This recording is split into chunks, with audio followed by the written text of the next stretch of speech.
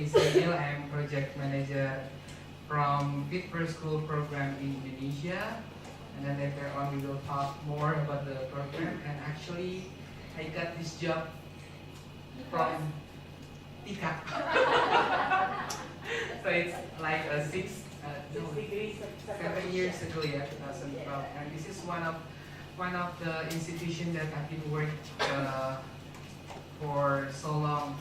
Before I worked with NGOs and it's mostly like 3 years or 2 years program, but now it's because it's G2G, it's more long-term partnership with the government. So yeah, I don't know, this is not a German thing, but I work with German, so I need somehow to be, yeah, remember on what I need to.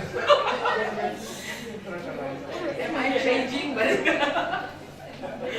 so yeah, just to make sure that I don't miss any important points that I want to share. So yeah, does anybody know about GIZ before?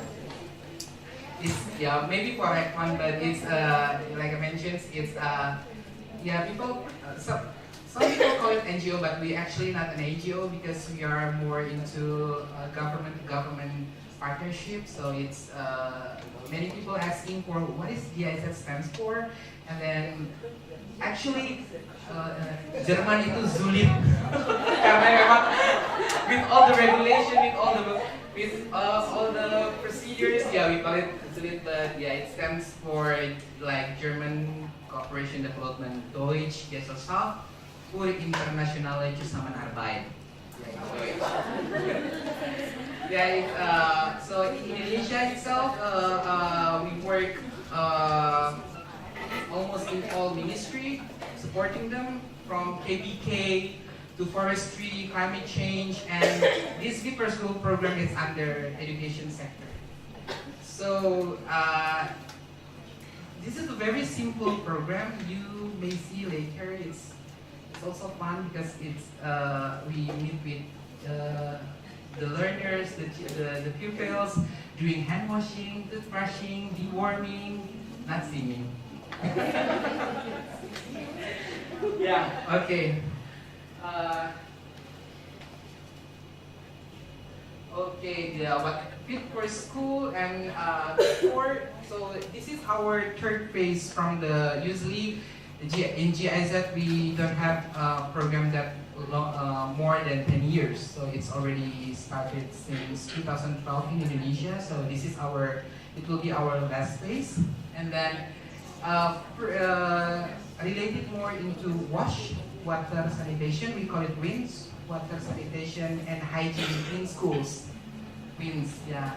It is very simple and modular, based on evidence-based, very cost-effective, and somehow when I try to introduce it to the government of Indonesia, they say, basi.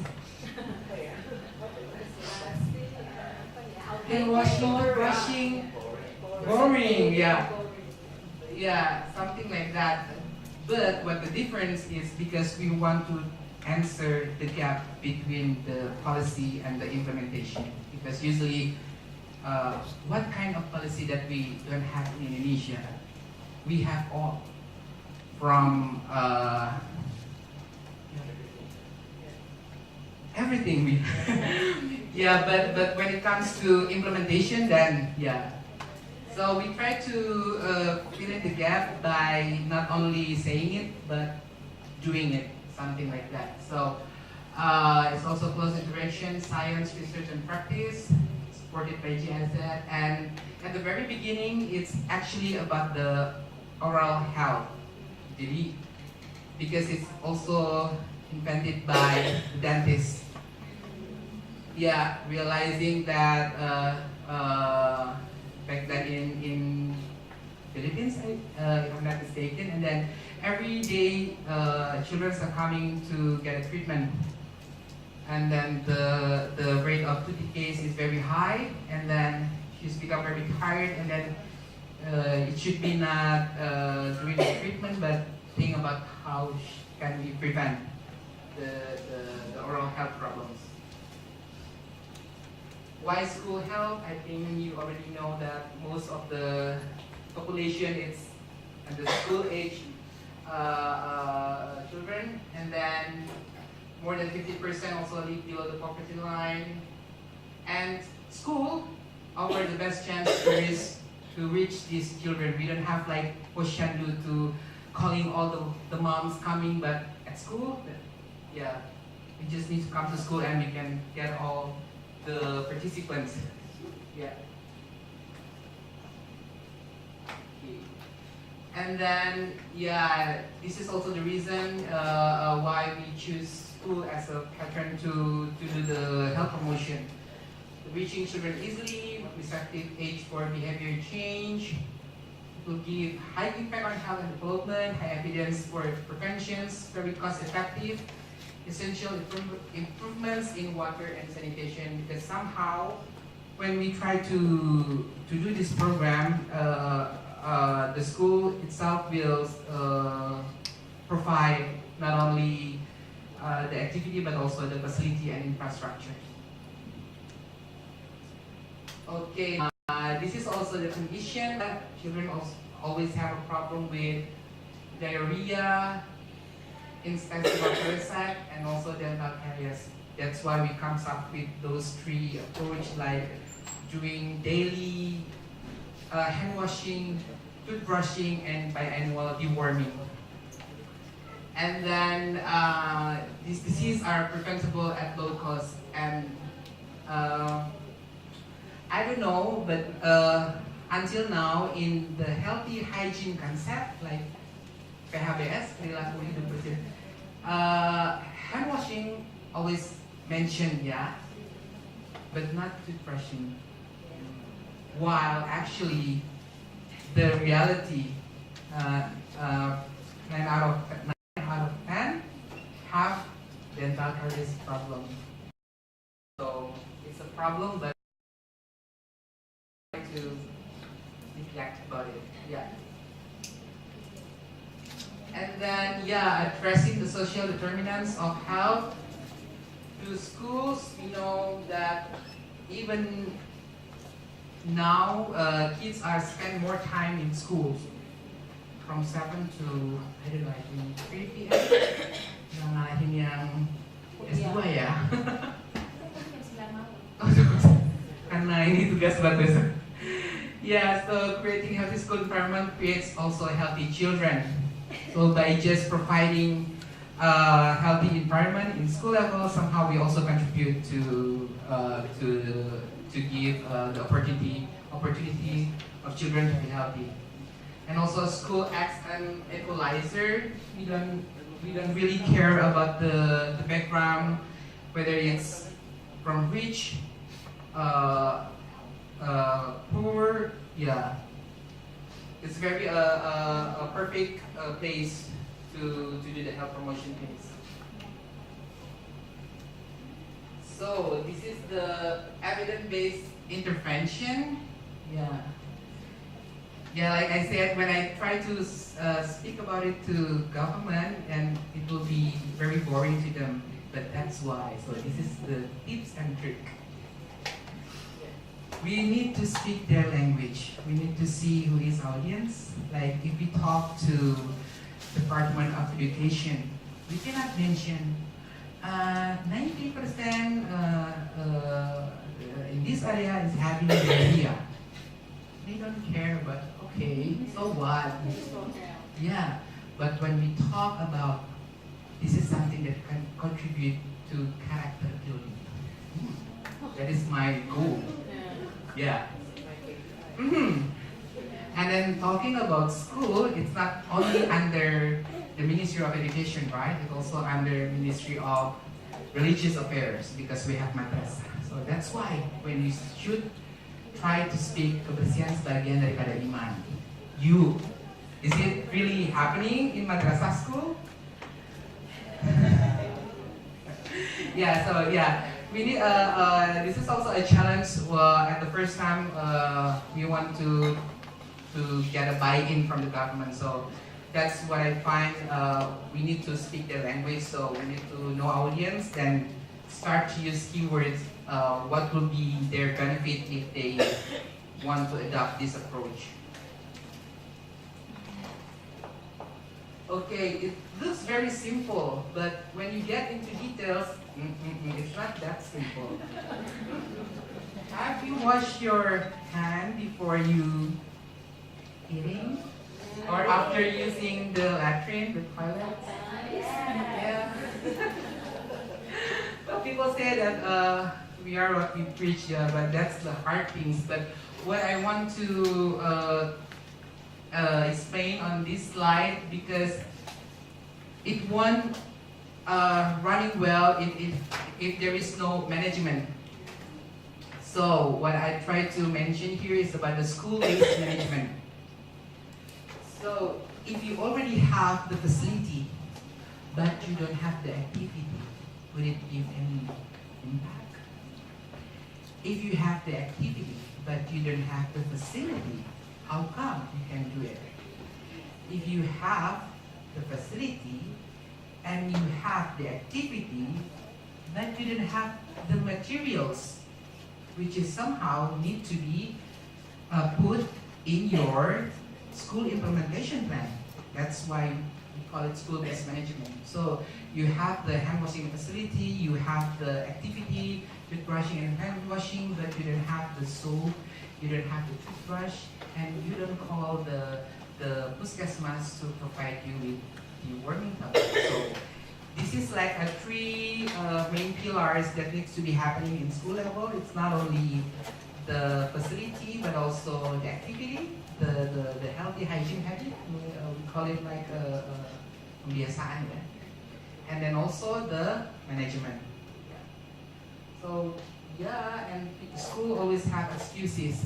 What is because I spent like 6 years working in West Java, and then at first I'm always trying to understand about Tejo. There is always Philippines become a main problem. Here, what is that? It's Mangdana dan Biaya. Dan Biaya. Iya. Okay. Pak Jess is now puzzled. Translation. Mamang is like an uncle, yeah. Bibi is like an aunt. Mangdana is mean like funds, financial. Always first, what comes in their mind is financial problems. I don't have the funds. It's Mangdana dan Biaya. Paling ngetop si Mamang dan Bibi itu tuh. Di sepanjangnya di Jawa Barat tuh. Padahal actually it's not about the financing. It's more about whether you want to do it or not. But if you go to school, it always be first excuse that they need. And I also work with Tika because after I tried to build the facility in one of schools, they're not even using it. So we tried to conduct an implementers forum, yeah, you remember, and then try to find out why. There's also things that happen in the field. So maybe this is not very important. I already mentioned that the background of this program is basically oral health, but now it's growing into rinse, wash, sanitation in schools. Yeah, so it's specifically not only about hand washing, toothbrushing, but also bringing your own bottle, and also bringing your own sudah nama misting. No, bringing your own bringing your own lunchbox. So it's to reduce for not using plastic. Yeah. So yeah. You know, there's also a question. This is also my question. Why, when it comes to providing meals to kids, it should be something that prepared at home, not something really given from the government, because it won't last forever. Yeah. So this is it's actually a regional program. It's not only implemented in Indonesia, but also now in Cambodia, Laos, and Philippines. And from these four countries, which one do you think give best performance?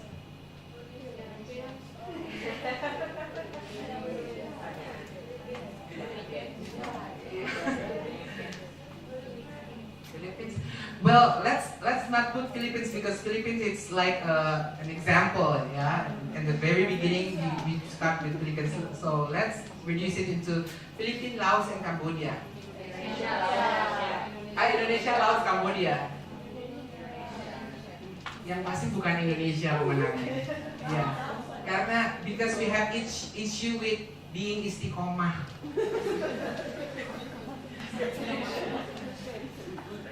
We are more into like panas-panas tai ayam. Jadi, yeah, I don't know how I should call it in English, but we are tend to only interested in sporadic, yeah, sporadic activities. So that's the issue. So when I try to implement it until now, like in every country, they already did it every day in each classroom. In Indonesia, they say, yeah, we did it Monday for first grade, Tuesday for the second grade, Wednesday for the third grade. So it's not for all grade. Yeah. So because they are too much focusing in financing, build something, but not really into doing the activity, while actually it should be balanced. Yeah, and here we are providing only technical assistance to our government, so we are not donor agency. We don't come up with funds or money, but we are more into giving technical assistance to our government from national level, provincial, until to the grassroots level, school level. Yeah, and maybe the heart of the presentation is on this slide because this is our approach. Before it's like only 3S, but we comes up with 4S now. I don't know, after this year maybe 5S. It's simple, scalable, sustainable, and system-oriented. So every time I think it's not only can be adapted in Watson program, but also for others. Like we really need to think if we want to have it scale up, then it should be very simple and also use what we already have. We don't always have to reinvent the wheel. We just use what is there, and then maybe try to revitalize or strengthen what's been there, because Indonesia is not. We always tend to comes up with give me the ideas or what's new, but actually, yeah, it's also for our government. Every time we change the high official, there's always also changing with the program. Yeah, so yeah, sustainable, simple, scalable. Then this is also a challenge to somehow translate into our partners, because when we speak up about scalable, they always, oh, so when will GIZ add more schools, add more, spread out more, while actually scaling up it should comes from the government. So this is a very cliche issue, sustainability, but we don't really even try to start to actually solve it. And then what I see from the churches, the center, at the very foundation, is monitoring and evaluation. And FYI, this is not our culture. Agree? Yeah, well, that's the problem. And about the data, satu nusa, satu bangsa, satu bahasa, belum satu data.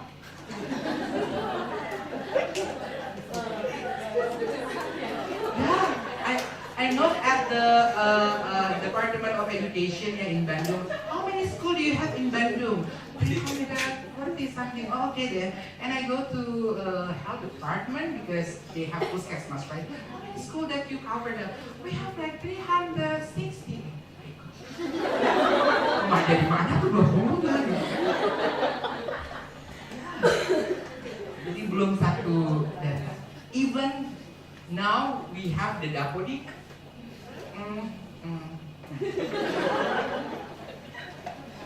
It's still in process, yeah. That's why later perhaps we will take course in Laos, not in Indonesia. But I think yeah, a few years ago they conduct like school health nutrition, just course in. Okay, this is also continuous learning, so this is also an issue. When we work with government, we need to keep up the momentum. Yeah. Jangan kasih. So this is like an example because back then I was still working with the famous Ridwan Kamil. Yeah, and then he only gave us like 10 minutes to present something to him, and then why Bandung need to adopt this approach. So yeah, 10 minutes. So we try to, okay, when we talk to high official, it's always about numbers. We should give information how much money that the city need to spend if they want to invest something on the program. So comes up with numbers. And then don't talk only with the high official. When you, I don't know whether it's part of advocacy strategy or not, but meeting only with the high official, we don't have any guarantee that the ball will rolling. So make sure back then we invite Ridwan Kamil and also the head department that related to school health programs, Disdik, Dinkes, Kemenak, and then Kesra. Make sure that the head of that head there, so he can directly pointing finger that what kind of action that need to take after that. So yeah, we also so after that he agreed to adopt. So from 6 school somehow to 100 school and now to all schools. Back then, after we have a meeting with him, then we somehow try to lock the promises that he made in international event the year after in Bangkok. He said, yeah, we support, okay. And then after that, we said to him that, oh, because you mentioned about that you will improve here, there, so the participant want to learn something. What about if we do the international learning exchange and pick Bandung as, yeah, mau nggak mau kan? So we keep the momentum. And then after that, being selected to be as an example, now he ran for the. You have to advocate the new one. Yeah, but what is good condition in Bandung, because now the mayor is previously the vice mayor, so we just continue. Okay, so it's to keep the momentum. Also comes up with a scaling up process. This is also, I think, one approach that I need to share, because in GIZ we have to wear many caps. So by that means, like kalau misalkan if we conduct an event, ya lu yang buat spanduk, yang lu buat presentasi, yang lu ntar bikin reportnya one man show gitu. We don't have a lot of human resource in GIZ. Sama ya, same. So we think that if we take the training approach, like doing a TOT, it's very cost effective. we are very have limited resources with them. So we comes up with the idea we need to have something like a manual that can be used as a self-training. Only by having that tool, they can receive information and also learn something from it. So we try to make manuals also contain with video, so if they don't understand what's inside, then they can also watch the video. So I think back then the process also supported by Ika. Yeah, so we comes up with manuals. Now it's we have the ministry logo, Kemendikbud. Okay, because yeah, the last 3 slides is more into our idea of having washing facility, because here's the thing, if you try to promote hand washing to school to be implemented for all students in school and you just have individual hand washing, it won't cover for all. So we comes up, it needs to be a mass hand washing facility. Something like ya, untuk tempat wudhu mungkin ya, kalau misalkan di ya ini. Well, it's also a challenge to come up with the idea, because I don't know, for Indonesian people we are tend to only look at the beauty side, not the function side. Yeah, that's why we have a problem when we already build the facility, it's no water, it's not being used. So yeah, this is the idea that this is an example for a school that have many excuses that we don't have space, we don't have people to build it, or we don't have time to do it. So this is a very simple, only with punch pipe, not with faucet, because in Indonesia everything will be gone if there is no satpam. Yeah. Better to use punch pipe because it's more cheap and also durable. Not risky. Yeah. Okay, so this is the paper school best features that I can share. It's evidence-based. I always remember my supervisor word, no. Yeah, like to see is to believe.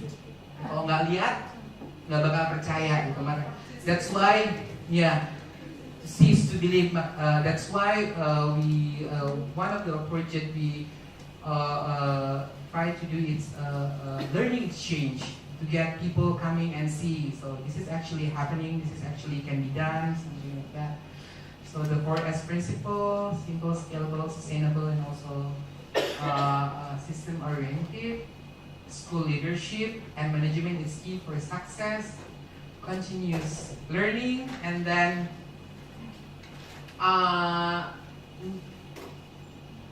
we now GIZ is doing collaboration with Rec1. So we are not only focusing in wings anymore, but also the nutrition. So maybe this is also a big issue that somehow sanitation contribute to the prevalence of stunting. Is it true? The expertise. Yeah. So now we are planning to have like three years collaboration with Rec1 to work hand in hand together. So nutrition and also sanitation for achievement, something like that. So yeah, and if you need more information about the research, if you're interested in like the oral health research, it can be found in our website, fitforschool.international. Yeah. Okay, I think that's all.